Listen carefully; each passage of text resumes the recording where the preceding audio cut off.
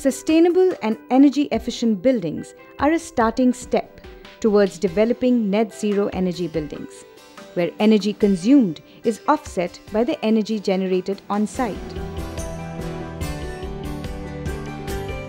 Efforts to build a net zero energy building for the Centre for Sustainable Environment and Energy in Ahmedabad are underway. The technical assistance for the project is being provided by the USAID Eco3 project. The aim is to use an integrated design process, demonstrating the symbiotic relationship between architecture and services. To make the CSEE building a reality, various stakeholders and experts were brought together to brainstorm on ideas for design, construction, and the final operation of the building. This intensely focused collaborative effort was the first step to catalyze an integrated design process between the client, consultants, and architects. You need those comparisons. Without that comparison, nothing will happen. How will you tell him why should he buy it? If you follow this process, you will be able to reach to the point where we are. Orientation, we're right on with the structures, east and west. Try and maximize, the south views as much as possible. The building which we are making is a low energy building, and it's quite unique that we are in process of designing. We are the designer. We are going to build this building. We are also going to operate this building and monitor this building. The building envelope will be designed to minimize solar glare and heat gain. It is oriented away from the harsh sun of the east and west, and the windows are designed to face the north-south axis. Low embodied energy materials and innovative structural systems are being put into place. Hollow bricks for construction, insulation in the walls, and a cool roof is being designed to reduce heat gain. Structural engineers can contribute in various ways.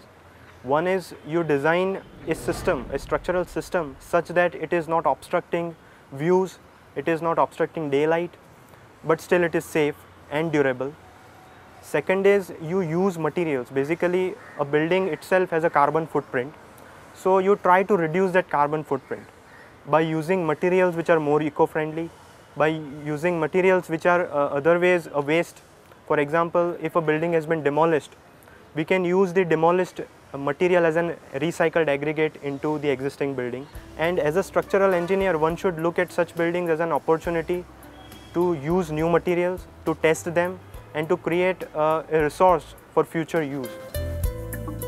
Well-shaded operable windows will allow natural ventilation and protect the building from additional heat gain.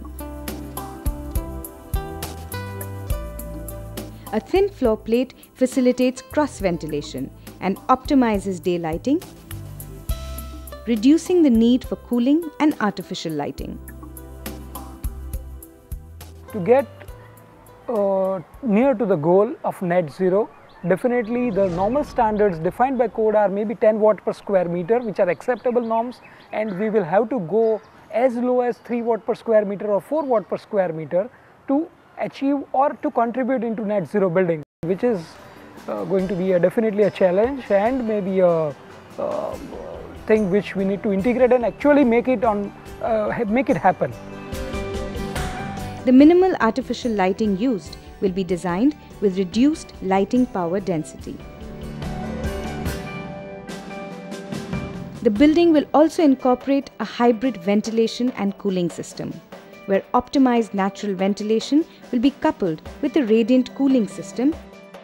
The building will serve as a test bed, not only during the design and construction phase, but also during its operations.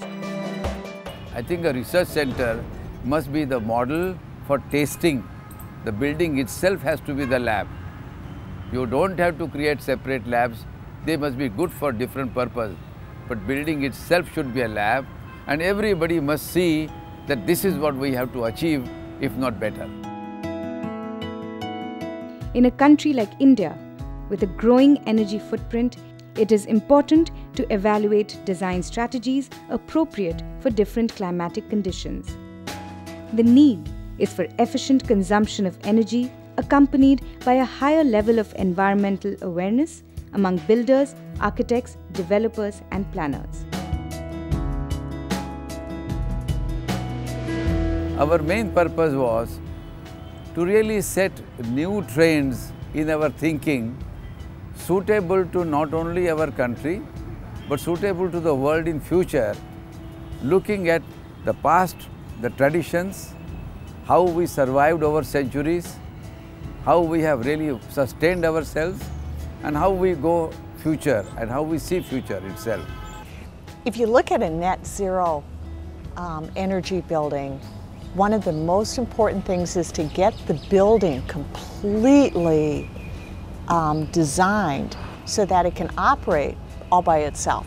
The future of green buildings is bright in any society because axiomatically any viable future method of living, building, etc. has to be also sustainable. I only talk about what we consume. That is my concern. We must use as little as possible. Buildings which require practically no cooling. Now, when you live a life of this kind, as I was saying, you are already on the path of being conscious, of being correct, and of growing in that direction. I would tell that people are not only thinking about net zero building, but they are talking about zero carbon cities. That to me is the future.